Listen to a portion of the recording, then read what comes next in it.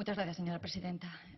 Buenos días, buen día. Es un honor encontrarme aquí y que ustedes hayan contado conmigo para expresar una opinión propia y personal e individual. Como verán, me expresaré en castellano, en español, y aunque he seguido con mucha atención y puedo entender en cierta medida el catalán, les rogaría que se dirigieran a mí en el mismo idioma.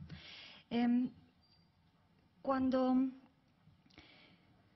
comenzamos a hablar del tema de los animales, chocamos casi siempre con el mismo escollo, con cuál es el trato y cuál es incluso el vocabulario que debemos aplicar al tema de las corridas, al tema del toro bravo, de la lidia.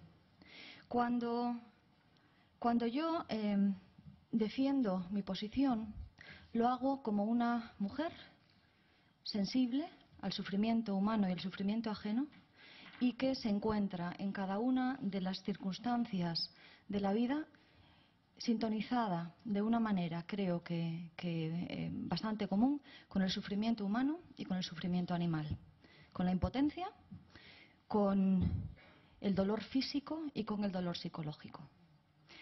Por eso a mí me angustia sobremanera el encontrarme en una plaza de toros a una serie de hombres, no únicamente al matador, sino también al resto de la cuadrilla, que está arriesgando su vida, que está exponiéndose voluntariamente, en ocasiones bien pagado, en otras ocasiones no, en ocasiones siendo conocido y en ocasiones no, que se expone a sufrir graves heridas, o incluso una herida muy pequeña, para que el resto de la gente que está a su alrededor disfrute. Obviamente la herida no está incluida en el hecho de sufrir o no sufrir. La herida tiene un valor mucho más simbólico, a veces, tanto en el hombre como en el toro, que el que podemos imaginar, pero intentaré abordar eso un poco más tarde. Me angustia, como les digo, la posibilidad de que una persona pierda la vida. Me angustia enormemente también las reacciones del animal. Como alguien que creció en un ámbito claramente rural, en el que conocíamos, por lo tanto, de cerca no solamente a los animales, sino también sus nombres y su carácter, el hecho de que un animal esté sufriendo a lo largo de según qué tiempo, y luego hablaré también del tema del sufrimiento, es algo que me provoca un sufrimiento enorme. Y me resulta incomprensible, por mucho que he intentado dialogar, he intentado emplear la empatía, el hecho de que algunas personas puedan disfrutar con ese espectáculo. Me resulta claramente incomprensible desde el punto de vista emocional, pero también desde el punto de vista racional.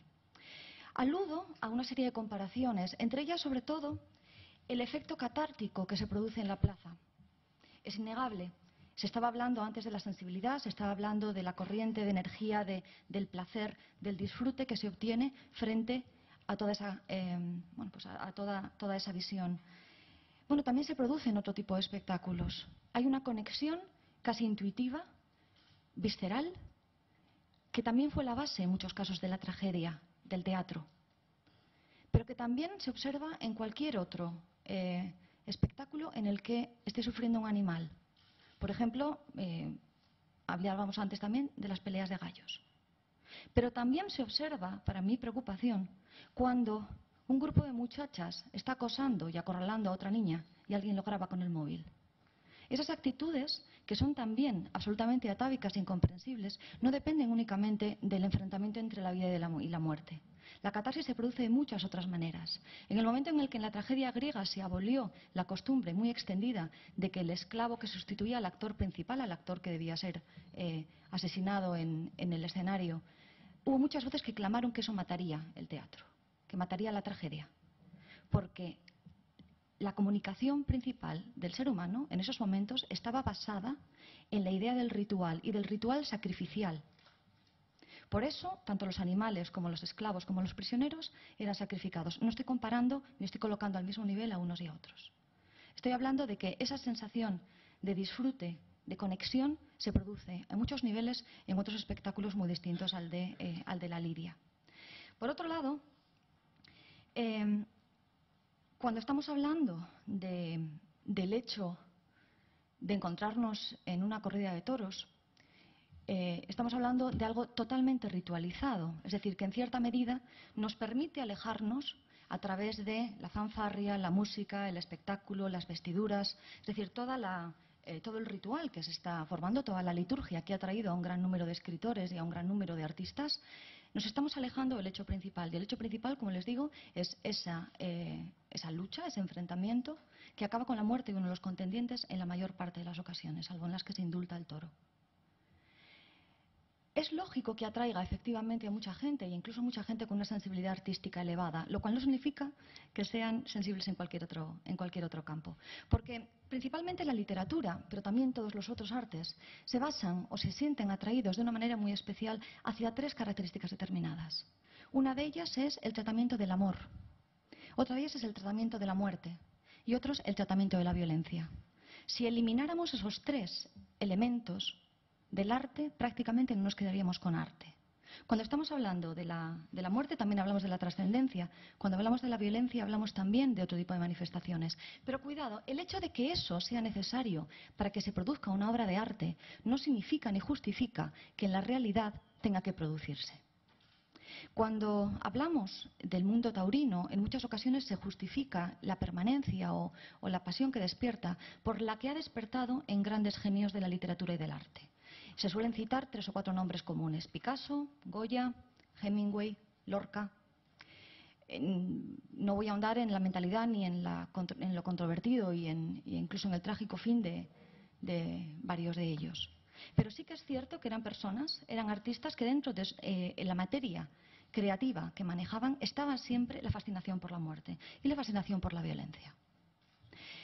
El arte sirve precisamente para eso.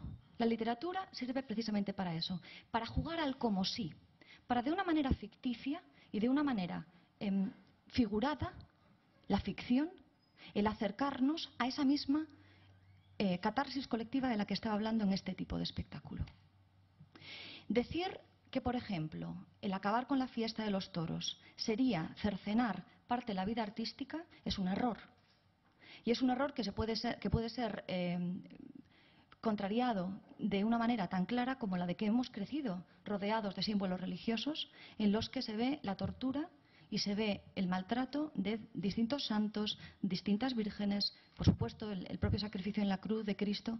Y sin embargo, el hecho de que se hayan producido esas obras artísticas y de que se continúen produciendo no justifica el que nosotros torturemos clavando una cruz, clavando espinas a una persona. El arte funciona de otra manera, señores. No es la realidad. Y, por supuesto que es educativo. Y, por supuesto, que lo que está produciendo es una serie de valores determinados. Pero esos valores se apoyan en la vida como excusa. No podemos pretender que determinados actos que podemos cuestionar continúen con la justificación de que durante mucho tiempo han generado maniobras artísticas. Y también podríamos hablar de la arquitectura, es decir, a lo largo de los distintos siglos se han ido habilitando y deshabilitando espacios según cuál era la sensibilidad moral y según eran las necesidades, incluso vitales, de cada uno de sus habitantes. Les hablaba del amor, de la violencia y de la muerte. Yo soy filóloga inglesa, por lo tanto, la obra de los autores de los que estamos tratando aquí, o de los que he mencionado antes, que mejor conozco es la de Hemingway. La obra de Hemingway, que por cierto en mi universidad no abordaba ni muerte en la tarde ni fiesta.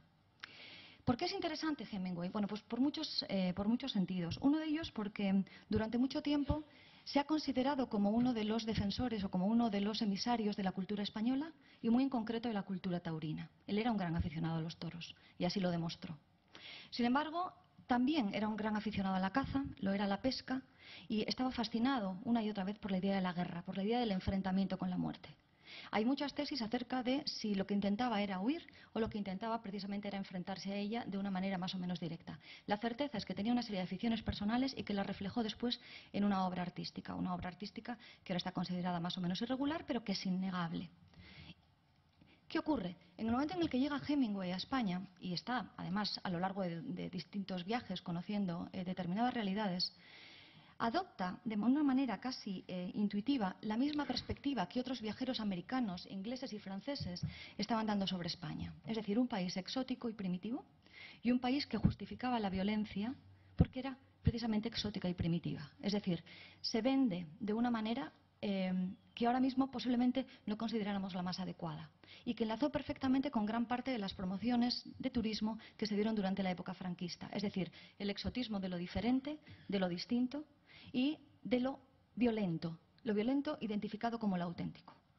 En el caso, por ejemplo, de otro de los autores franceses que trató el tema, que fue Mérimée, la visión que se planteaba de este país no era precisamente la más adecuada. Carmen habla de la historia, un triángulo amoroso de 3 personas que han caído en lo más bajo de la sociedad.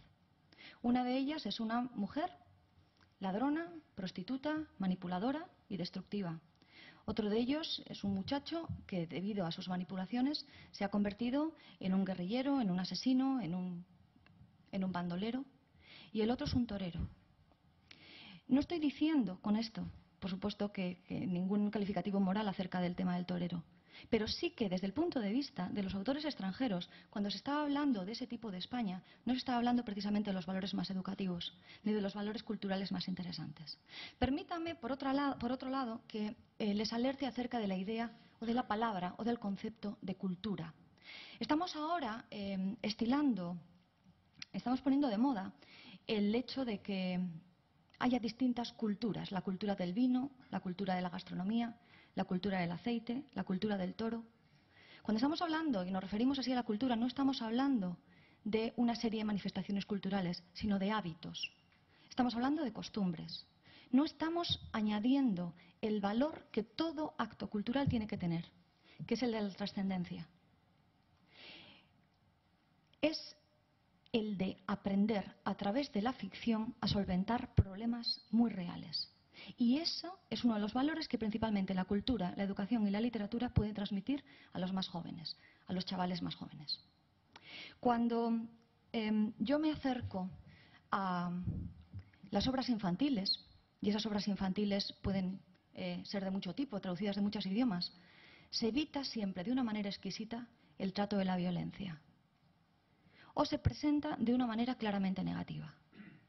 Lo que encuentro cuando estamos hablando del mundo del toro es que eso no es así. Es decir, hay un término muy interesante que es el del toro bravo. Y ese término interesante lo es principalmente porque se ha elegido y se ha potenciado que ese animal sea lo más salvaje y lo más agresivo posible. De manera genética, de manera conductual, se selecciona a un animal que va a demostrar su agresividad.